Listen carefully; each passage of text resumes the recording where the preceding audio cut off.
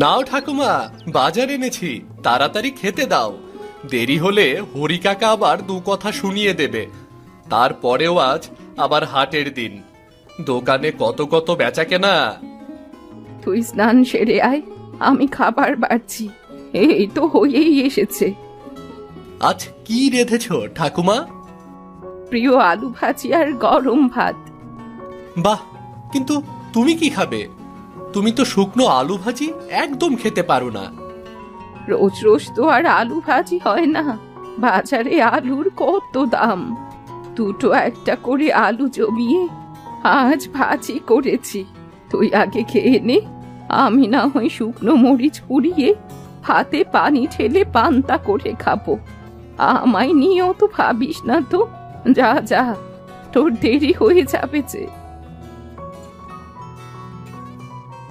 কি খবর টগর, কেমন আছো? এই তো কাকা, কেটে যাচ্ছে। বাহ, আজ তো অনেক মাছ পেয়েছেন। আপনার পুকুরের মাছগুলো তো বেশ বড় হয়েছে দেখছি। তা হবে না কেন বলো তো? মাছকে দুবেলা খাওয়াচ্ছি, যত্ন নিচ্ছি। বড় না হলে তো আর আমাদের সংসার চলবে না। তা বেশ, আমি করে বাড়ি যাই, ঠাকুমা অপেক্ষা করছে, আবার দোকানে যেতে হবে। তা লোকের দোকানে আর কতদিন শ্রম দিবি রে? এবার নিজেই কিছু একটা কর।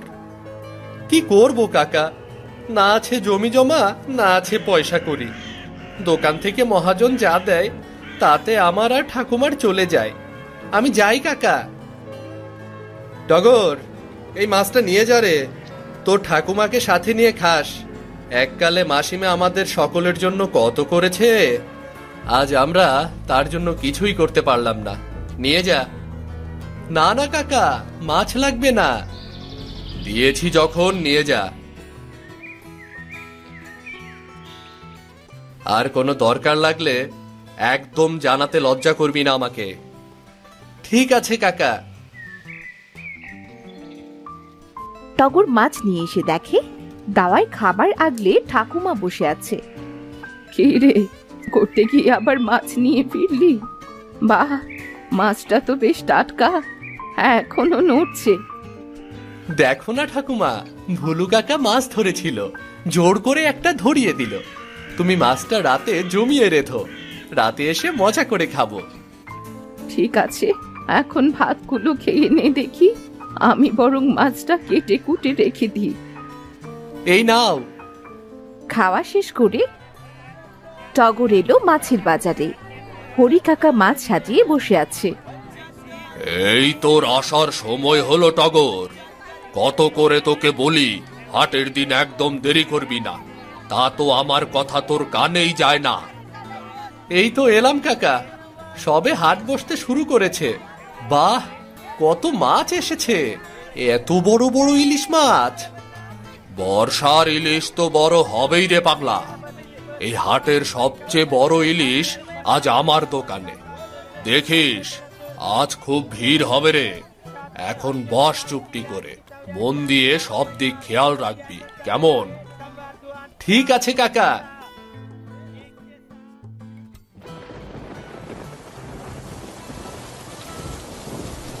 এলি দাদু ভাই, আহা, বৃষ্টিতে তো ভিজে কাপ ভেজা হয়ে এসেছিস। তাড়াতাড়ি কাপড় বদলে মাথাটা মুছে নে, শরীর খারাপ করবে না হলে। আর বলো না ঠাকুমা, বর্ষা শুরু হতেই এমন বৃষ্টি শুরু হয়েছে, থামার কোনো নামই নেই। পরে ভিজে ভিজে এলাম। তুমি খাবার বারো ঠাকুমা, ভীষণ খিদে পেয়েছে।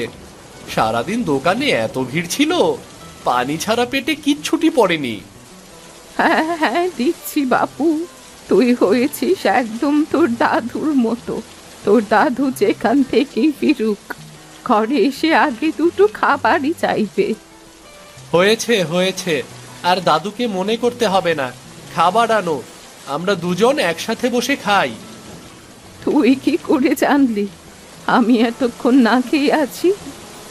সেই ছোটবেলা থেকেই দেখছি, আমি না খেলে তুমিও খাও না। যাও যাও, আমি সব জানি। টগর ও ঠাকুমা একসাথে খাবার খেতে বসলো। অনেকদিন পর আজ ওদের পাতে মাছ পড়েছে। কি রে, আজ রান্না কেমন হয়েছে? আহ, কি ভালো মাছ রান্না হয়েছে গো। আমাকে আরো এক হাত ভাত দাও ঠাকুমা, কতদিন পর পাতে মাছ পড়লো। কিন্তু তুমি মাছ খাচ্ছ না কেন? একটু খেয়ে দেখো, ভারী মজা। না রে, আজ এই আলু ভাজা মাছের ঝোল দিয়েই খাওয়া হয়ে যাবে, মাছ লাগবে না। কাল সকালে তরকারিটা তোকে গরম করে দেব, তুই মজা করে খেয়ে দোকানে যাস। ঠিক আছে। জানো ঠাকুমা, হরি কাকার দোকানে রোজ কত কত মাছ আসে, এমন সব মাছ আমি তো কতগুলোর নামও জানি না। হ্যাঁ রে টগর, বর্ষা তো এসে গেছে, বাজারে বড় ইলিশ পাওয়া যায়। ঠিক আছে। জানো ঠাকুমা, হরি কাকার দোকানে রোজ কত কত মাছ আসে, এমন সব মাছ আমি তো কতগুলোর নামও জানি না। ও, তা দাম কেমন রে বড় ইলিশের?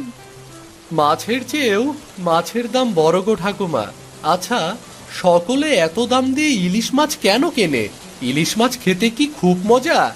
মাংসের চেয়েও কি মজা? হ্যাঁ রে, ইলিশ খেতে ভারী মজা। জানিস না নাকি, মাছের রাজা ইলিশ।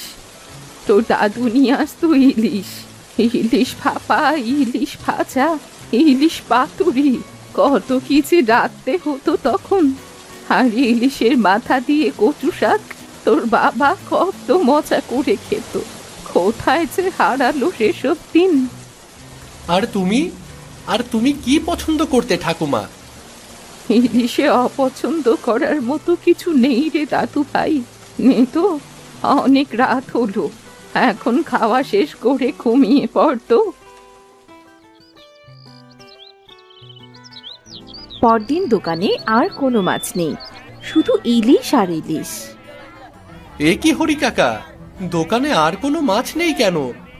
সব যে ইলিশ ভর্তি, এত ইলিশ খাবে সকলে? খাবে না মানে খেতেই হবে। ওরে, এ যে হরির দোকানের ইলিশ, কাল কত খদ্দের ইলিশ না পেয়ে ফিরে গেল বলতো। কিন্তু আজ যদি অন্য মাছ চায়? ধুর বোকা ছেলে, এই বর্ষার দিনে ইলিশ ছাড়া লোকে আর কিচ্ছু চাইবে না। তুই দোকান সামলা, আমি একটু আড়ত থেকে ঘুরে আসি। কাকা, একটা কথা ছিল। কি কথা রে হরি? তোর মাস তো হয়নি এখনো। দেখ, এখন মাছের মৌসুম, আমি কিন্তু কোনো অগ্রিম টাকা পয়সা দিতে পারবো না রে। না না কাকা, অগ্রিম কিচ্ছু চাইছি না। ঠাকুমা কাল বড় ইলিশের কথা বলেছিল, হয়তো খেতে মন চেয়েছে, মুখ ফুটে তো কিছুই বলে না। আমাকে একটা ইলিশ মাছ দেবে কাকা? খুব বড় না হলেও চলবে। বলে আমি হরি হলেও দোকানে কি হরিলুট দিয়েছি নাকি রে? শোন টগর, তোর যা মাইনে তার চেয়েও এক একটা ইলিশের দাম বেশি। শোন, যে চিনি টানে সে চিনির স্বাদ পায় না। তুইও ইলিশ বিক্রি করে যা। দেখো না কাকা, যদি পারো কিছু টাকা না হয় প্রতি মাসে একটু একটু করে কেটে নিও।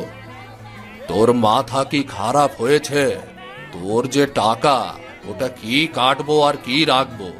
তাছাড়া একটা মাছের দাম 2 বছরেও তুলতে পারবো না এমন করে। এমন ব্যবসা আমি করি না বাপু। মাছের কথা ছেড়ে কাজে মন দে। টগরের খুব মন খারাপ হয়, কিন্তু তাকে তো কাজে মন দিতেই হবে।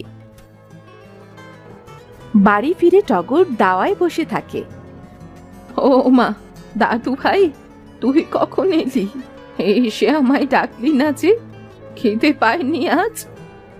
খেতে ইচ্ছে করছে না গো ঠাকুমা। স্নান করে আয়, দেখবি খিদে পাবে। তোকে একটা কথা বলতে চেয়েছিলাম। কি বলবো গো ঠাকুমা?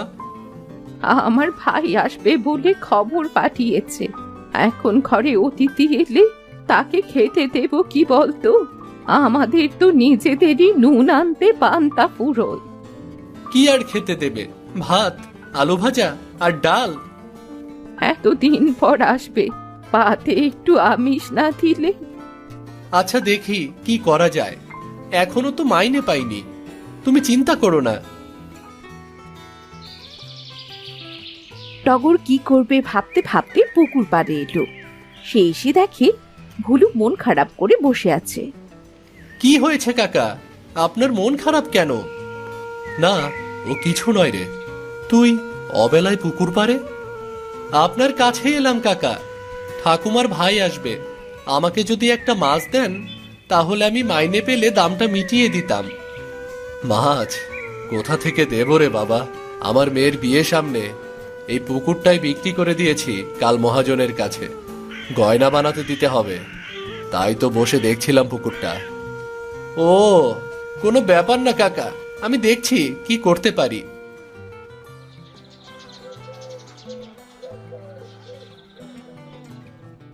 মাছের চিন্তায় সেদিন টগরের ঘুম হলো না। সে সকালে বাজারের থলে হাতে ঘরে এলো। কটা আলু এনেছি ঠাকুমা, তুমি ভাত আর আলু ভাজি করো। বাজারের সব দিকে শুধু ইলিশ আর ইলিশ। এত দামি মাছ কেনার স্বাদ থাকলেও আমার সাধ্য নেই। আমি চলি গো, দোকানে দেরি হয়ে যাবে। দুটো মুখে তো দিয়ে যা। না গো ঠাকুমা, আমি দুপুরে খেতে আসবো, দাদু ভাইয়ের সাথে দেখাও হয়ে যাবে। ওদিকে ঠাকুমার ভাই এলো এক মস্ত বড় ইলিশ হাতে নিয়ে।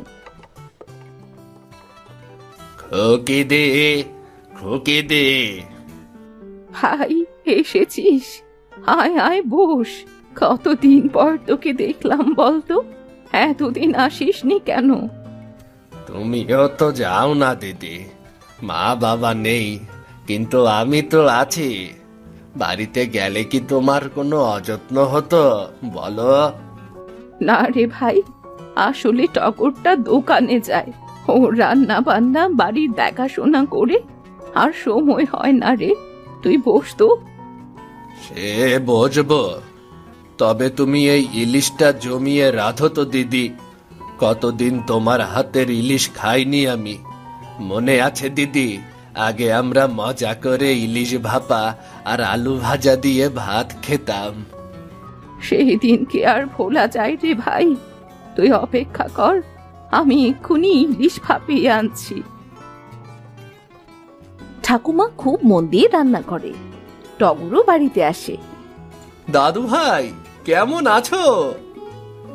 এখন আর থাকা, তা তোর সব খবর ভালো তো? এই তো চলছে। সব গল্প পরে হবে, আগে এসো তো। গরম ভাত, আলু ভাজা আর ইলিশ খাও সকলে। তুইও বস না দিদি, ছোটবেলার মতো একসাথে আলু ভাজা আর ইলিশ খাই। ছোটবেলাকে ফেরাবো বলেই তো ইলিশ নিয়ে এলাম। ঠাকুমা আলু ভাজি পছন্দ করে। হ্যাঁ রে টগর, আগে তো প্রতিদিন দিদির জন্য আলু ভাজি করত। আলু ভাজি ছাড়া অন্য কিছুই খেত না। কিন্তু ঠাকুমা যে বলে আলু ভাজি শুকনো, খেতে ইচ্ছে করে না। তার মানে সবটুকু আলু ভাজি আমাকে খাওয়াবে বলেই বলে না কিছু। হয়েছে হয়েছে, তোকে আর মানে খুঁজতে হবে না।